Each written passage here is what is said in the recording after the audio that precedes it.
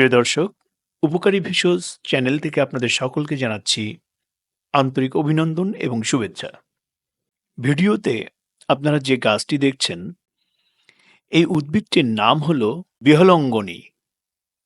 এটি একটি স্থানীয় নাম। ইংরেজি নাম ওয়াটার পিপার।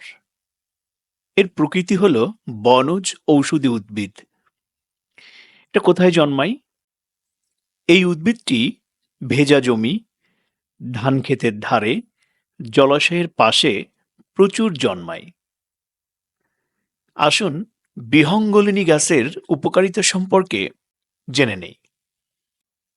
বিহঙ্গলিনী গাছ হজম শক্তি বাড়ায়। এই গাছের পাতা প্রাকৃতিকভাবে বদহজম, গ্যাস, পেট ফাঁপা কমাতে সাহায্য করে।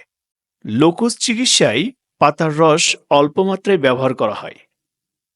পেটের কৃমি ও সংক্রমণে সহায়ক বিহঙ্গলিনী পাতায় থাকা তিক্ত উপাদান অন্ত্রের ক্ষতিকর জীবাণু, হালকা পেটের সংক্রমণ নিয়ন্ত্রণে সাহায্য করে বলে গ্রামীণভাবে বিশ্বাস করা হয়। ব্যথা ও প্রদাহ কমাতে সহায়ক এই বিহঙ্গলিনী। লোকজ চিকিৎসায় শরীর ব্যথা, জয়েন্টের ব্যথা, হালকা ফোলা কমাতে বাটা বা রস ব্যবহার করা হয়। ত্বকের সমস্যায়ও এই বিহঙ্গলিনী উদ্ভিদটি ব্যবহার হয়ে আসছে। পাতার রস বা পাতাবাটা চুলকানি, ফুসকুড়ি, হালকা ঘায়ের ওপর লাগানো হয়। বিহঙ্গলিনীর জীবাণুনাশক গুণ। এই গাছের মধ্যে প্রাকৃতিক অ্যান্টিব্যাকটেরিয়াল প্রপার্টি আছে, যা ক্ষত পরিষ্কার করতে সাহায্য করে।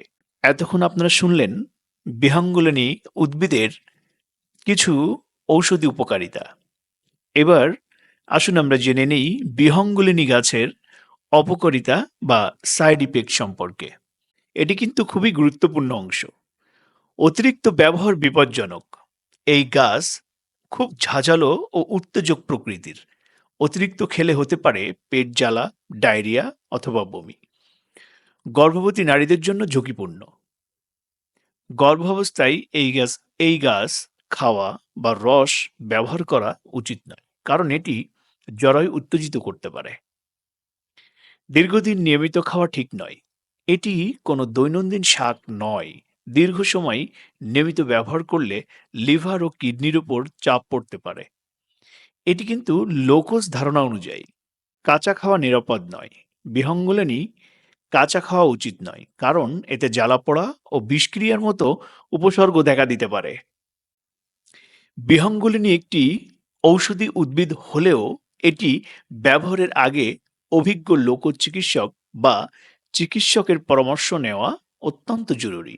ভুল বা অতিরিক্ত ব্যবহার স্বাস্থ্যের জন্য ক্ষতিকর হতে পারে।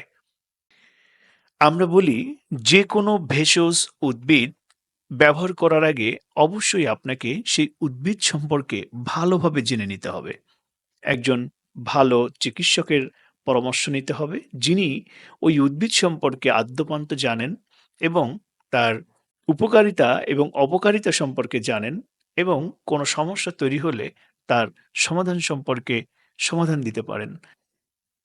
আবারও আপনাদের সকলকে অভিনন্দন এবং শুভেচ্ছা জানাচ্ছি। যারা আমার চ্যানেলে নতুন আছেন, তারা অবশ্যই আমার চ্যানেলটি সাবস্ক্রাইব করবেন, লাইক, কমেন্টস এবং শেয়ার করার মাধ্যমে সকলকে জানার সুযোগ করে দিবেন। এই আশাবাদ রেখেই আজ শেষ করছি। ভালো থাকবেন, সুস্থ থাকবেন।